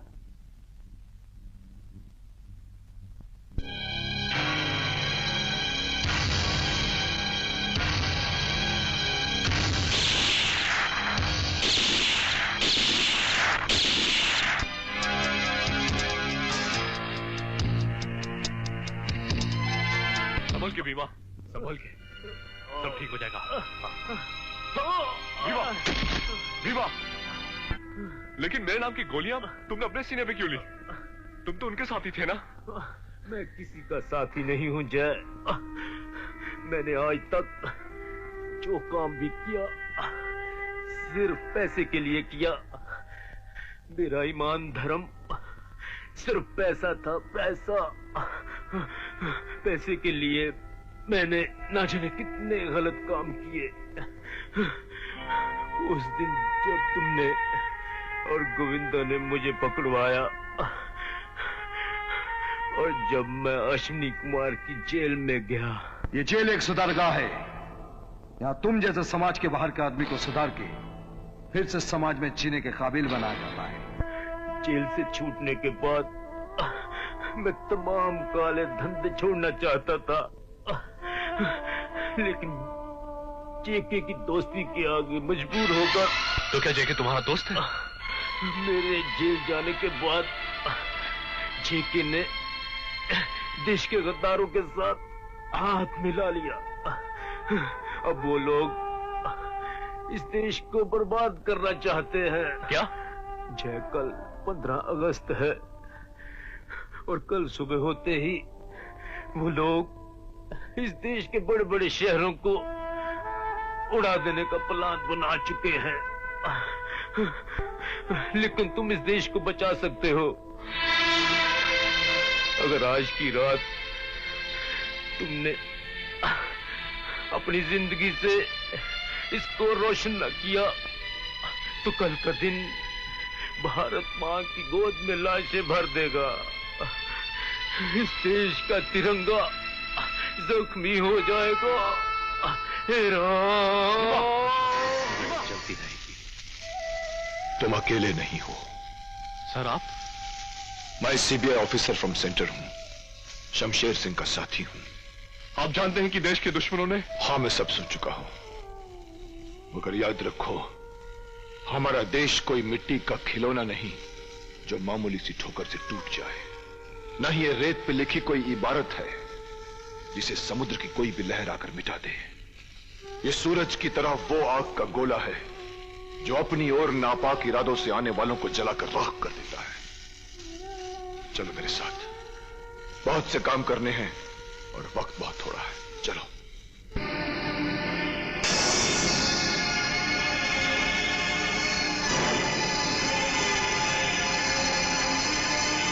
साथियों, बड़े खुशनसीब हो तुम लोग कि आज अपने हाई कमांड को अपनी आंखों से अपने बीच ये देख रहे हो।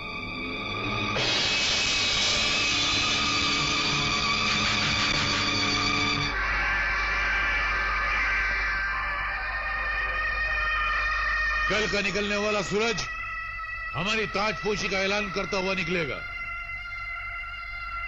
कल के तांडव के बाद बचने वाला हर भारतवासी हमारी सूरत में अपना नया दाता देखेगा, नया अन्नदाता देखेगा। कल हम वो शक्ति साबित होंगे जो अपनी मेहर की एक नजर से जर्रे को आफताब बना देगी और अपनी कहर की एक नजर से आफताब को भी रेजा रेजा कर देगी। जिनमें हो जाता है अंदाजे खुदाई पैदा, हमने देखा है कि बुत तोड़ दिए जाते हैं। तुमसे पहले भी खुदा की बनाई हुई इस धरती पर फिरौन, सिद्दाद और नमरूद ने खुदाई का दावा किया था, मगर उन्हें 2 गज जमीन के टुकड़े के अलावा कुछ भी नहीं मिला। फिर तुम किस खेत की बोली? मैं क्या हूं और क्या कर सकता हूं वो कल दुनिया देखेगी। मगर अफसोस ये है कि कल का सूरज देखने के लिए तुम जिंदा नहीं हो। तुमसे पहले इस महान देश पर बहुत से लुटेरों ने किस्मत आजमाई। सोमनाथ के मंदिर को 17 बार लूटा गया, मगर आज भी वहां न दौलत की कमी है न पूजा करने वालों की। सैकड़ों साल तक इस देश पर उन विदेशियों ने हुकूमत की है जिनकी हुकूमत के बारे में कहते हैं कि वहां कभी सूरज भी नहीं डूबता था, मगर इस देश के एक निहत्थे लंगोटी वाले शख्स ने उन्हें 7 समुंदर पार वापस भेज दिया। आज तो हम 85 करोड़, इनमें से कोई भगत सिंह है तो कोई अब्दुल हमीद, कोई राणा प्रताप है तो कोई शिवाजी मराठा, कोई रानी लक्ष्मीबाई है तो कोई रजिया सुल्ताना। उन सबको मैं यूं मसल के यूं उड़ा के खाक में मिला दूंगा। हमको मिटा सके ये जमाने में दम नहीं, हमसे जमाना खुद है, जमाने से हम।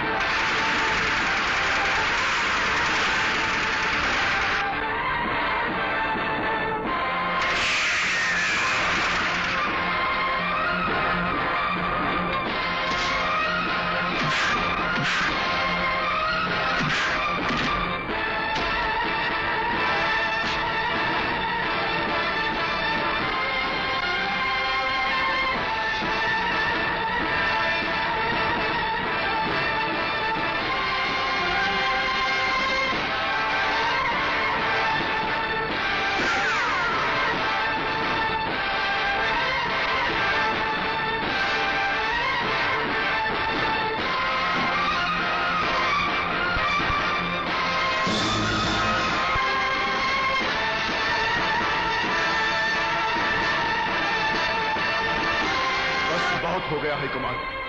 फेंक दो गन। बहुत दिनों से पुलिस को तुम्हें तलाश थी। चलो सरकारी घर।